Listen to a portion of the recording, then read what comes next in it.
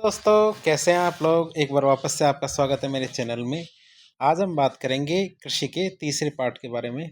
तीसरे पार्ट में हम पढ़ेंगे बहुत सारी खेतियों के नाम जो आपने काफ़ी बार सुने होंगे। कुछ के बारे में आपको पता होगा और कुछ के बारे में नहीं। तो आज सब के बारे में बात कर लेते हैं। सबसे पहले हम बात करेंगे हाइड्रोपोनिक्स, फिर aeroponics, apiculture, horticulture, floriculture, olericulture. फिर हम बात करेंगे पोमीकल्चर,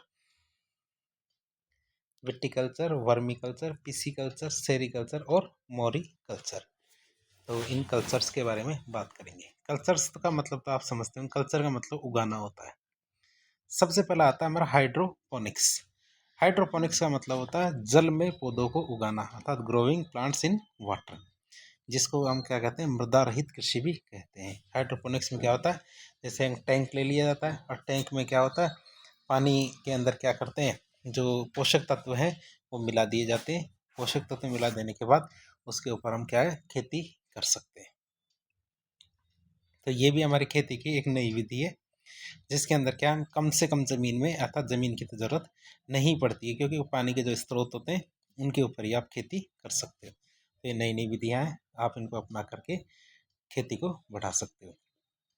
फिर आती है हमारे एरोपोनिक्स। एरोपोनिक्स में क्या, हवा में पौधों को उगाया जाता है, जिसे एरोपोनिक्स कहते हैं। तो हाइड्रोपोनिक्स तो पानी के अंदर, और एरोपोनिक्स में क्या, हवा के अंदर पादपों को उगाया जाता है। फिर आते हैं हमारे एग्रीकल्चर। एग्री क्या, एपी कल्चर। एपी का मतलब होता है, एपी शब्द क्या, एपीज और कल्चर दो शब्दों से मिलकर बना है, APES, एपीज प्लस कल्चर। तो इनसे मिलके बना है। एपीज का मतलब होता है मधुमक्खी, कल्चर का मतलब होता है पालन करना। तो एपीकल्चर का मतलब होता है मधुमक्खी पालन करना। तो एपीकल्चर का मतलब है मधुमक्खी पालन करना। तो हम देख सकते हैं मधुमक्खी पालन ही हमारे एपीकल्चर कहलाती है। एपीकल्चर ही क्या कहलाता है, हमारा मधुमक्खी पालन कहलाता है। तो मधुमक्खी पालन भी, ये हमारे मिश्रित कृषि के हिस्से होते हैं। फिर आता है हमारा हॉर्टिकल्चर। हॉर्टिकल्चर का मतलब होता है बागवानी या उद्यान विज्ञान को ही हम क्या कहते हैं, हॉर्टिकल्चर कहते हैं। और तुम्हारा जो एक योजना है, प्रधानमंत्री फसल बीमा योजना, तो उसमें हॉर्टिकल्चर के लिए क्या, आपको 5% का प्रीमियम देना पड़ता है। ये भी आपको पता होगा। कितना हमारा हॉर्टिकल्चर या बागवानी के लिए, यदि आप प्रधानमंत्री फसल बीमा योजना लेते हो, जो फरवरी 2016 से शुरू हुई थी, तो यदि आप वो लेते हो तो जितना आप जितने एरिया के लिए आप वो बीमा ले रहे हैं, तो उसका 5% आपको प्रीमियम देना होगा। फिर आता हमारा फ्लोरिकल्चर। फ्लोरिकल्चर की बात करें तो फूलों के उत्पादन से संबंधित की या फूलों की खेती को हम क्या कहते हैं, फ्लोरिकल्चर कहते हैं। जब ये फ्लोरी लिखा हुआ है, लेकिन ये फ्लोरी नहीं है, ये फ्लोरी है। इसमें एक लाइन और खींच दी तो फ्लोरी है, फ्लोरिकल्चर कहेंगे। अगला आता हमारा ओलेरिकल्चर। ओलेरिकल्चर की बात करें तो जो सब्जियों का उत्पादन होता है, तो सब्जियों के उत्पादन को हम क्या कहते हैं, ओलेरिकल्चर कहते हैं। फिर आता हमारा पोमीकल्चर। पोमी का मतलब होता है कि जो हमारे फल है, अर्थात जो मैं, पोमी का मतलब होता है जो गूदेदार फल होते हैं, तो उन फलों के उत्पादन को हम पोमीकल्चर कहते हैं। फिर हमारा आता है विटीकल्चर। विटी का मतलब होता है खट्टापन। क्या होता है, खट्टापन।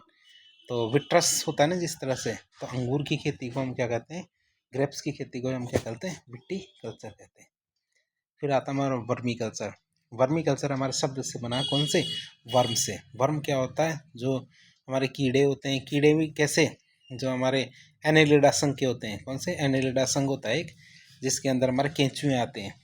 तो केंचुए के पालन को हम क्या कहते हैं, वर्मी कल्चर कहते हैं। और केंचुए को क्या कहा जाता है, हमारे किसानों का मित्र कहा जाता है। क्यों, क्योंकि इनके द्वारा खाद बनाई जाती है। वो हमारे जो वर्मी कल्चर के अंदर हम खाद भी बनाते हैं, तो ये हमारे बहुत ज़्यादा काम की होती है, और कई जगह इससे लाखों रुपए भी बनाए जाते हैं। फिर बात करें पीसी कल्चर। पीसी का मतलब दो शब्दों से मिलकर बना है, पीसीज प्लस कल्चर। पीसीज हमारे जो बायोलॉजी के अंदर, पीसीज का मतलब होता है मछलियाँ, और कल्चर का मतलब होता है पालना। तो मछलियों का पालना ही हमारे पीसी कल्चर कहलाता है, अर्थात मत्स्य पालन को ही पीसी कल्चर कहते हैं। अब जैसे हमारे इसके बहुत सारे सेंटर बनाए गए हैं, जैसे हमारे जो बिसलपुर बांध है, तो बिसलपुर बांध में हमारे रंगीन मछलियों का पालन केंद्र बनाया गया है।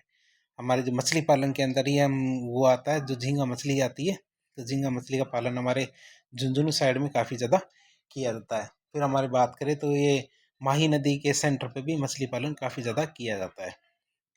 तो बहुत सारे ऐसे सेंटर है जहाँ मछली पालन किया जाता है। चावल की खेती के साथ साथ सभी जगह पे वहाँ पे मछली पालन भी किया जाता है। फिर आता हमारा सेरीकल्चर। सेरीकल्चर की बात करें तो रेशम कीट के पालन को हम क्या बोलते हैं, सेरीकल्चर कहते हैं। तो हमारे जो रेशम कीट का जो कीड़ा होता है तो वह क्या शहतूत के पादप पे पाया जाता है।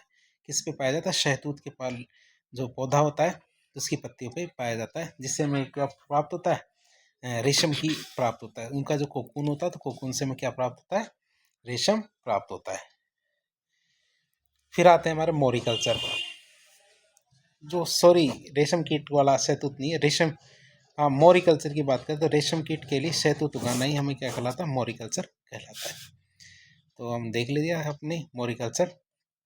तो और बात करें हमारे राजस्थान की, तो राजस्थान में कौन सा रेशम निकलता है, मलबरी किस्म का रेशम निकलता है।